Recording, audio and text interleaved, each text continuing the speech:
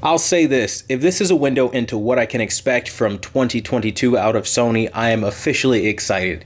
This is a preliminary review. None of these findings are going to be final. But let me just say, like, holy freaking crap, guys. The motion is fluid. The contrast is on point. Highlight placement is proper. Is this the brightest TV that has ever existed? No. But again, they are honing in on highlights and finding where it should be bright and intelligently mapping that and getting the highlights like now bright and juiced up. So they're placing the brightness intelligently, which is something that most TVs these days just don't do. The 3D draw out of this TV is incredible. And more importantly, can I just take a minute to appreciate the colors on this set? Like, it gets to a point where I find myself just watching this TV and I'm just like, holy shit, like Sony finally showed up after years of just kind of taking it easy and doing whatever they wanted to do. And now I'm seeing what feels more like a true Sony TV, what made me personally fall in love with Sony. And I can say that right now, preliminary wise, about the Sony X80K, which I've never been able to say about any of their 80 series televisions. Usually it's just they're all garbage. And at that price point, you just kind of take your L and you move on. Where that's not what's happening here. Instead, we're seeing just top tier flagship level performance at a budget price, and that is fantastic. Now, it's not all perfect. There are things that it does have to fix. This TV definitely does have some banding. That's something that, again, you are going to notice.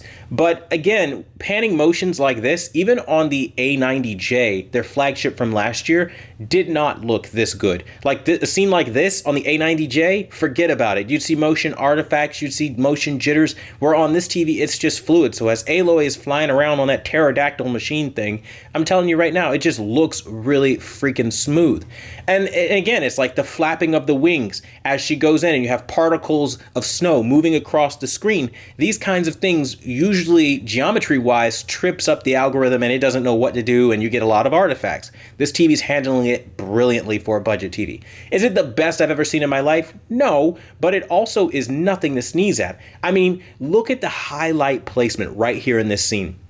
As Aloy and other Aloy are going through and they're just decoding this thing here, it's beautiful. It's like a light show. It's like, this is what you watch TV for, right? The grand spectacle, the shock, the awe, the wow. I haven't felt this way about a Sony in so many years. And this TV isn't even perfect, my ladies and gentlemen, okay? My guys, this isn't a perfect Sony. It still has gray black, right? And that's a big flaw, and it does have banding. But it's such a beautiful picture that I forgive it.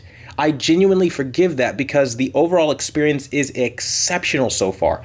And the fact that I was able to just get it into cinema mode and it shipped accurately and I didn't have to sit there playing around with, a balancing act through Kalman and all these other techniques that I learned. It's just, it shipped really nice. That's something that's rewarding for me. I mean, the color vibrancy is another thing that is just through the freaking roof on this thing. It is going to hold its own with pretty much any quantum dot television we're going to find this year. And that is massive. Look at this picture right now.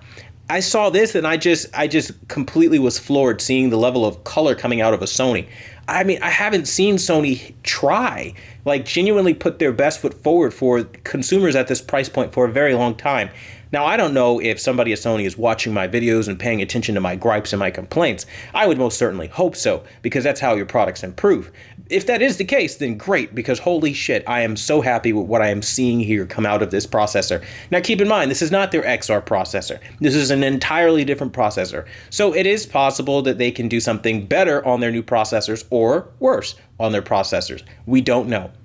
But what I can say is if this is any indication on what I have to look forward to from Sony, well, all right, color me impressed, because right now, like, I don't really see, a point at this point and like really spending a whole bunch of money stepping up to the most expensive Sony if you're okay with dealing with slightly gray black, because it's not like it's unwatchable. It's not like you're watching it and there are like a bunch of little clouding spots that blotch up into your black levels all the time, and no matter what you do, it's just a terrible experience. That's not the case at all. And again, it's cinematic little pieces like this that just really nail it home that this is truly a next level Sony experience for a nice budget price point. So the moral of the story is this.